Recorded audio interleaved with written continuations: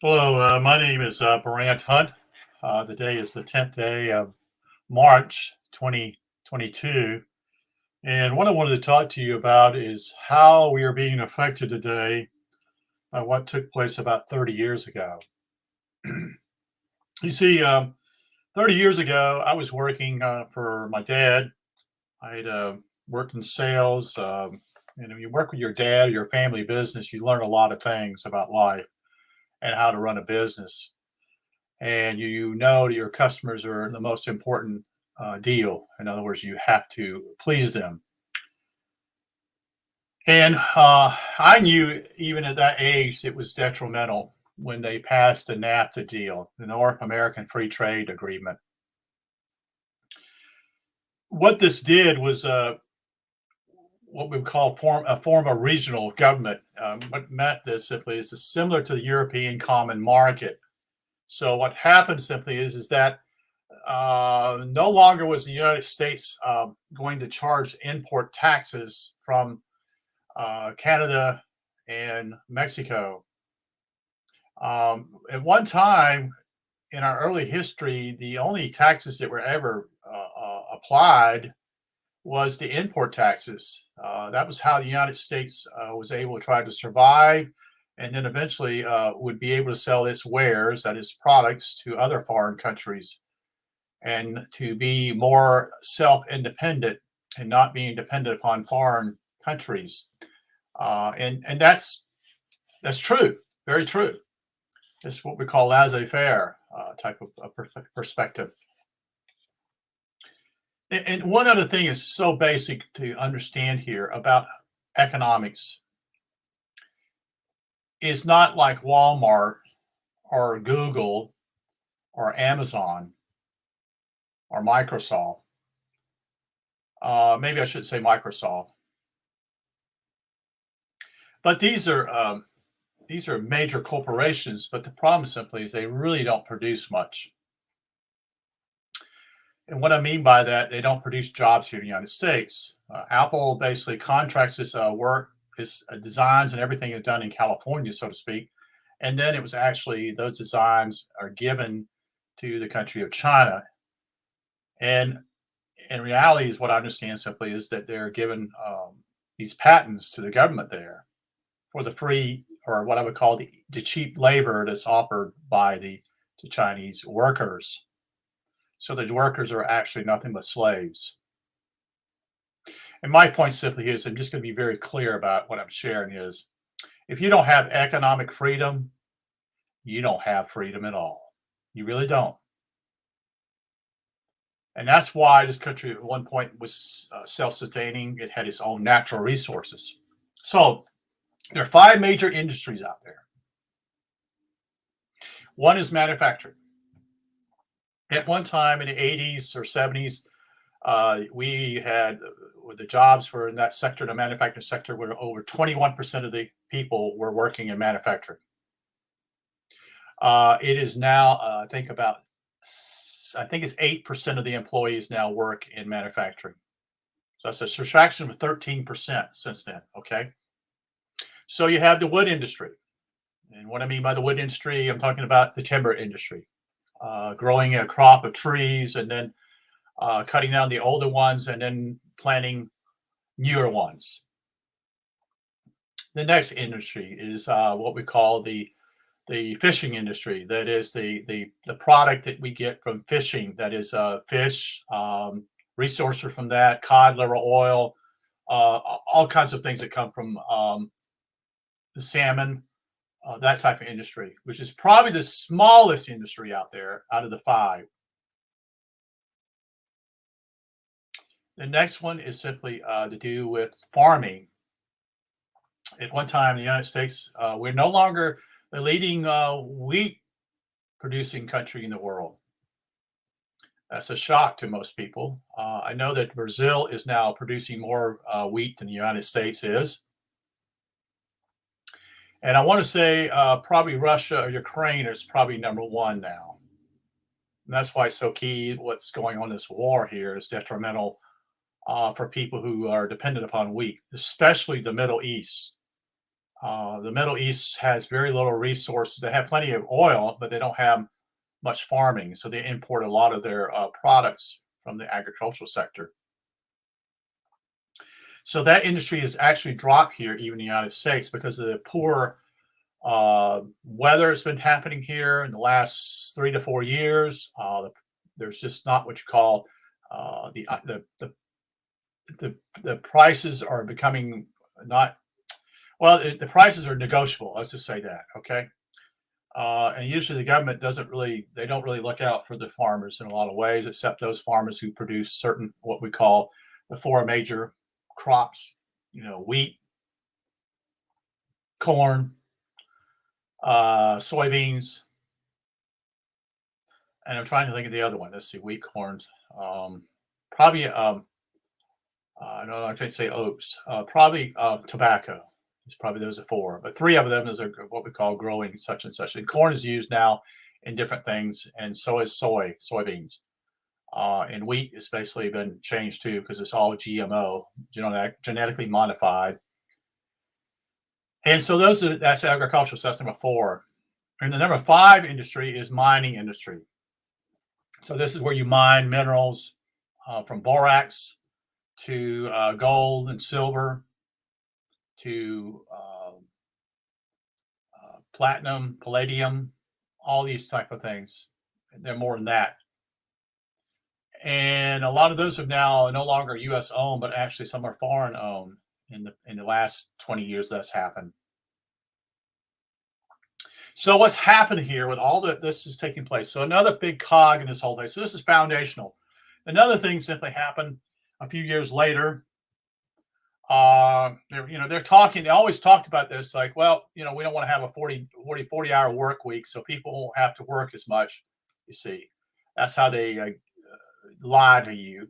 And when reality simply is that, yeah, what's happening simply is that they made a law that basically simply is to benefit people like Walmart, people like Amazon, or other smaller companies that are not really producing anything. They're just basically distribution centers. So they just buy something from somewhere else, bring it to a warehouse, and then distribute it back out to their stores.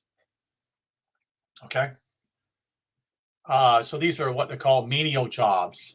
These are jobs that not, just simply very menial. But the problem simply is these people can't even work 40 hours. So these people like Walmart and other people like Apple and other computer companies that once were in this country are no longer here, didn't want to pay people that because they want to make fucking more profits. That's what they care about, you see. So that's why all your jobs have gone to foreign places. And people say, well, we can afford that. Well, you can afford that when you have jobs, but you can't afford it when you don't have jobs, you see. And I remember arguing with a professor at university where I went at in economics, and she kept being the service economy is going to way of the future. And I said, baloney. I knew that as a 25-year-old student, not 25, but 22-year-old student, this was all bull crap. I knew that because I already knew that because I had worked in my dad's business and I understood how industry works. And so people like this. So now you go to these places. I talk to people. Who are clerks in this thing. Are you able to work 40 hours? No, no, no insurance. No insurance. I dare you. How dare you? Who owns these people like this to do this kind of crap? You're the lowest form of life because you use people. You use them. And this is the mentality. And this is all going to fall. This is going to have to fall because the universe has had enough. And the tide is changing. People are going to go back to the farms and work on their own land. And why am I upset? Because it's wrong. You got to have a little righteous anger about things here, folks. You just can't say, oh, that's just the way things are. That's all bullshit, folks. You got to say enough is enough. You say no. So they sold their own employees out. And so many of these people had to work two or three different jobs to actually try to survive. Something's wrong with this planet we live on is another problem. Why do we have to pay taxes on property? Hmm? Why do we have to pay taxes on any kind of property? Why? Who benefits? Who really benefits here? Oh yeah, I can tell you who benefits. Those people who work in the employees of the state or the federal government. They benefit. They're the ones that benefit from this. And all these things have happened here. You continue to see the government's continue to expand. The better paying jobs are in the government. They're no longer the private sector hardly anymore. That was completely opposite in the 1970s and 80s. You didn't work for government because simply as they didn't pay as well. They didn't have to offer many fringe benefits. So people worked for a private enterprise far more than they did in the government. That's completely changed now. Because guess what? There's hardly any industry left in this country. You see. So again, let's just say there are 5 industries there. So you've got to have a manufacturing sector. You've got to have a fishing industry. You have to have a timber and wood products industry. And I've already found out simply as a friend that lives in the West has told me that most of this wood that's actually produced in this country is shipped overseas to countries like China. It's not, and then whatever's left is given to us. You have to have a mining industry, and you have to have agriculture or farming industry. All these things are important together to work together. And that's what makes a society work because there is no freedom without economic freedom. There isn't. It's all tied to economic freedom. That is, you have a way of making money and to be able to buy land and own land. You see. And so most people don't understand these things. And to me, they're basic. So let's expand this. This has got one industry. Um, let's look at the light bulb industry. Let's look at the industry that basically produces light. General Electric and Westinghouse used to be the 2 major companies here. You also had a company called Sylvania. It made light bulbs. These are the 3 companies, as far as I can tell. There are probably other ones. So what happened simply is that we went away from incandescent light bulbs because they're inferior. Well, why are they inferior? Well, they use more energy.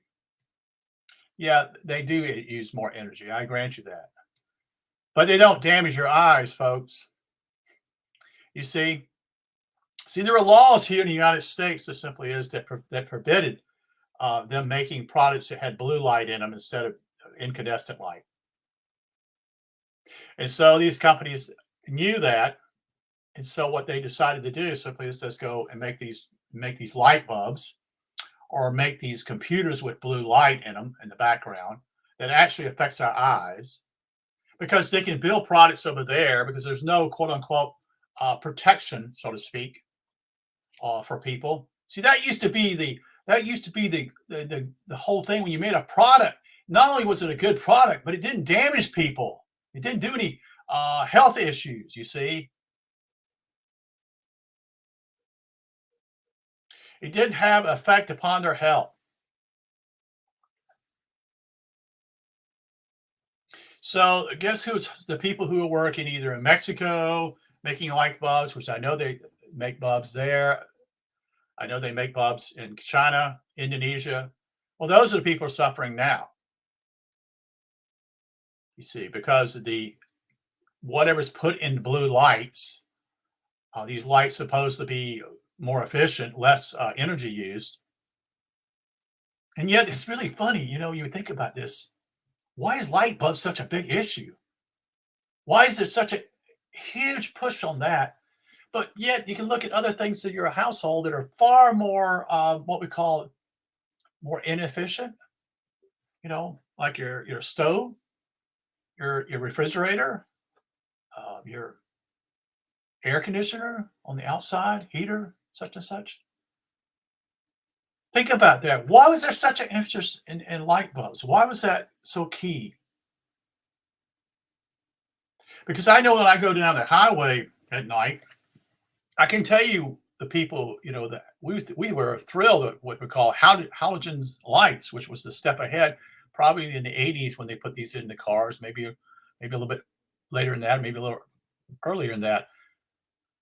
And those lights bulbs didn't cause any damage. They gave you light enough to see down the road. And now the lights that are being used now, you can buy them now. You don't even have to buy them from the dealer. I mean, you can buy them from auto parts, and they're blue lights, and they almost blind you they're almost that bad, in fact, they cause damage. They temporarily blind you almost if you're facing traffic,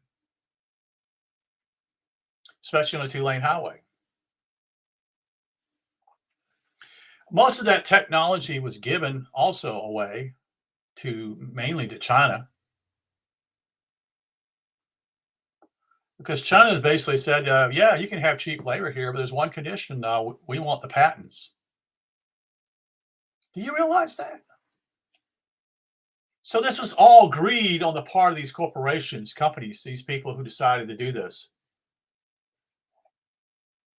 And so, Gus, a lot of people in America discovered these things and made these things. Back employees, a lot of times, had a better idea. I remember when I worked for a textile company, and if you came up with an idea that was good, they would pay you a certain amount of money. They would give you something for it, which was really basically a token, maybe $100 or $200. When reality simply is they made money off of people's ideas. You see. Because you're there and you can see there could be a better way of actually making this running smoother or quicker in the process. And I'm not against that. I'm just saying simply as that. So my whole idea here, I'm 61 years old and I'm looking around me. I'm looking at people who are 28. I'm looking at people. Why do the young people don't want to work? Why should they? Why should they work for $8 or $10 an hour? I don't care if they're making $15 an hour. It's still poverty. They can make as much as $20 an hour and they're still in poverty. Even if they're working 40 hours a week. So we multiply this to say, okay, $20 times 40 hours, that's $800. But the problem simply is that they take withholding taxes out. They take out other taxes out on your thing. So you're not going to bring home probably a little over $600. You multiply that by 4, and that's basically your income of let's just say $2,400 to $2,500 a month. So you multiply that, and that's basically about $28,000 a year. And if you're $28,000 a year, you're still in poverty almost. Especially if you have a family. If you have a wife and a couple of kids, you're in poverty already. If that was the only source of income, okay? All this was done on purpose, folks. It was done in the 1950s when they introduced the idea simply is that you can make more money your wife working. So that's where daycare began to take the process. Is all these things happen not from a vacuum. There are always repercussions because of this. These things happen over and over all the time. So, I don't blame young people for not working. The problem is simply is young people haven't been even taught the basics. They were given computers at a very young age that gave them the right answer, but never gave them the way how to get to that answer. There were certain ways, when you deal with math or arithmetic, you solve a problem, you see. And that's how you get an answer. But the way it works a lot of times on a computer is simply it doesn't work that way. They just simply give you multiple choice. So you have let's say 3 or 4 choices there. Let's say 4. So you have a 25% chance of getting it right. But you haven't done the work. You didn't even do anything, your exercise in your head. It was simply given to you. And also simply is the working with a computer simply is there's no dialogue working with a teacher or your fellow students. So this destroys what we call the dimension of basically being able to work together with people, or it's to basically do what I call simply is understanding how how do you deal with people? You say hello, such and such, because I've been in certain places like McDonald's or whatever, and I've watched, and these people, these young people, don't even say hello. They just hire anybody that stands there. You see. And I'm not blaming them. The problem is the system doesn't work. It's broke. It doesn't work at all anymore. It's completely broken. And it was done on purpose.